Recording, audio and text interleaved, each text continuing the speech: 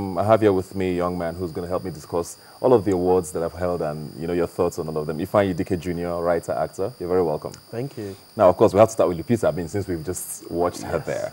What did you see 12 Years a Slave? Do you honestly think she deserved that award, besides all of the hype now? If I'm being honest, I did see 12 Years a Slave, and I thought that she delivered an astonishing performance. I would have given the award, if it were up to me, to somebody else.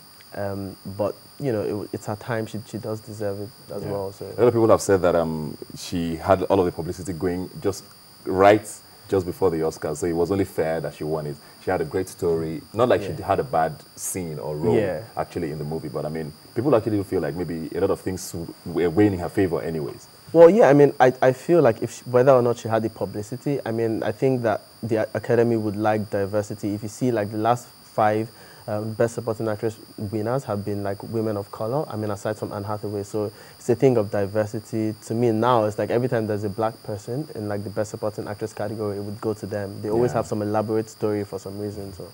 And it's always a slave-related story. But let's move on now from that to Chiwetel Ejiofor, who of course is Nigerian, or at least by parents. By parentage-ish is a good word. And a lot of us were hoping, even though we kind of knew he wasn't going to get it, but it was like he had a fast shot to get it in. Where do you see him going on from here now? Now, the thing is, I think he'll get it. Maybe not in the next like 2-3 years, but he'll definitely get it. So it was fine that he didn't get it this time. When he gets it, it'll be such a build-up, and we'll all be proud. Yeah. He's done very good work moving up until this stage. Yes. And I brought that up because I know when the whole Lupita story came up, people started wondering, why isn't Nigeria where, we're the leaders of the movie industry in Nigeria, on the continent, sorry, and it had to take a Kenyan to show us how to do these things. What have our actresses been doing and all of that? Do you think that's a fair assessment of them? No, I think it's a horrible assessment because it doesn't even matter if, that Lupita was from Kenya or that Chiwetel is from Nigeria. It was just good acting from both of them, and then, whoever deserved it took it. So it had nothing to do with nationality. Yeah. Did you saw Ellen host the show. How do you think she did? God, that was fantastic. I'm sorry for whoever has to host it next year because that was it was insane. It was good for young people, it was good for old people, it was very interesting. It's very rare that you find someone who's so relaxed and off the cuff and almost unscripted. It was like no pressure to be fantastic, so it was good. It didn't even seem like she was hosting anything. Yes, it felt like she was talking to people, talking to me. It was good. Did any winner surprise you? To be honest, I was just saying to you earlier, it's like this to me has been the most predictable Oscars in like the last 10 years maybe, because I followed it closely. We all knew who was going to take what. If there was anything that was surprising, it was like, okay, would American Hustle beat Gravity on so many of the categories? But it was 2 good films, either of them was fantastic, so no big surprises at all. I want to touch on the best foreign language category, which I have so much pain. And the fact, I think only 3 African countries have ever won it. I think South Africa, Algeria, and I think Burkina Faso. I'm not sure now. And I wonder why we haven't ever been able to produce a local movie from here that can be put in, to win something on that level.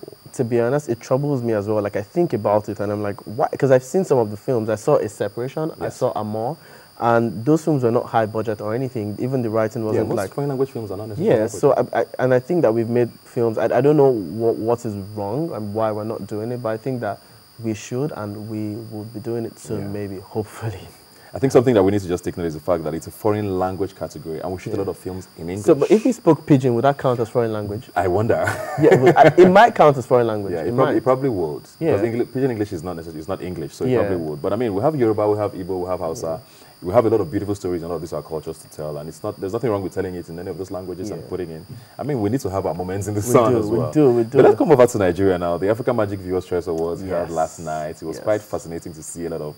I met Kanayo yesterday. I did tweet about how excited I was meeting him for the first time. These are like legends in the industry. Yes, they are. Peter Doche was honored with a Lifetime Achievement Award. Funke Akindele had like 8,000 nominations. I know, it was crazy. Even in the same category. She had like 3 in one category. It was a bit weird. And Osita Iheme as well. How would you rate the show last night?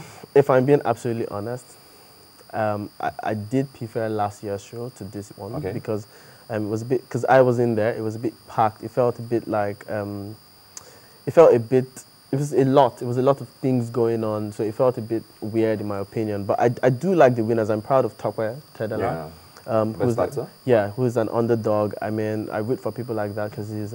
People were saying that's the Nigerian Lupita story, but like I get where they're coming from. Yeah. I was also good to see Funke win because she didn't win last year. So yeah, I thought it was okay. It was fine, but I think we could do better, definitely. Yeah. Let's talk some fashion now. Yeah. With the Oscars and even the AMVCAs now, starting with Lupita again. Yeah. I guess maybe I'm weird, but I don't understand the dress that she wore that everybody thought was beautiful. Well, I mean, the thing is, it's so weird. People like to spin stories. They made it seem like, oh, this is a Cinderella thing and so. But the Nairobi blue, that's what it was called. I didn't even see that. I'm just like, this is someone who's like wearing a blue dress. So I didn't see the whole Cinderella. So maybe it was the Alice, but I don't know. Yeah. But she looked okay, if you ask me. I mean, Kate Hudson looked more like, looked fantastic for me. Yeah. So I don't know why there was all that fuss about Lupita. And how do you think we did here yesterday? Oh, I mean, I did see some people that looked amazing. I mean, I saw Genevieve's face and like her shoulder. I imagined that she looked awesome. Because I'm like a huge, like, I imagined that she looked awesome. Rita Dominic did look amazing. There were a lot of reds, funny enough. Yeah, there were a lot of reds. Very interesting people looked, I mean, on the average, it was like a communal looking good. Yeah. Yeah, and you looked amazing too, with that white blazer. Oh. Well, thank you very much. Ellen DeGeneres crashed Twitter. We didn't get to crash Twitter yesterday. We didn't. Maybe in another year we'll be able to do that. Maybe if you host the AMBCAs or the AMAs, listen to him. We will do it. Something. Thank you very much, Ifeanyi, for joining us. Thank We're going to be keeping tabs, of course, and hoping to be with you again next year. Yes, hopefully. We'll have more awards. No problems. Yeah.